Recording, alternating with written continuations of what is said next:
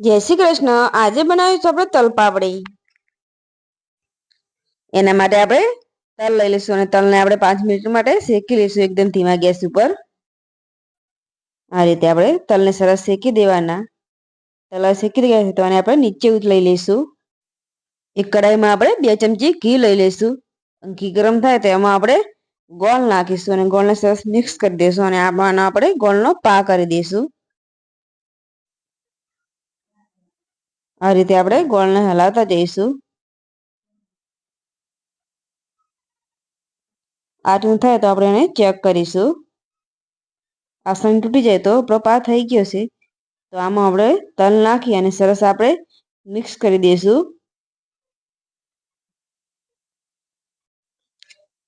તલપાપડી હવે તૈયાર છે।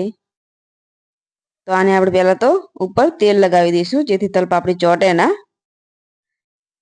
અને વેલણ ઉપર પણ તેલ લગાવી દેવાનું। હવે આના ઉપર આપણે નાખી દઈશું સરસ આપણે સેટ કરી દઈશું અને ઉપરથી આપણે વેલણ ફેરવી દઈશું। આ રીતે આપણે વેલણ ફેરવી દેવાનું। હવે આને આપણે ઠંડી થવા દઈશું। ઠંડી થાય તો પછી આપણે આને કટિંગ કરી લઈશું।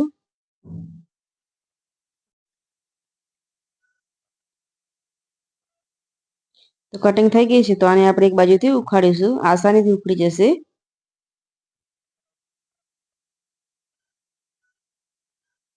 હવે આપણે સર્વ કરીશું। તૈયાર છે આપણી તલપાપડી।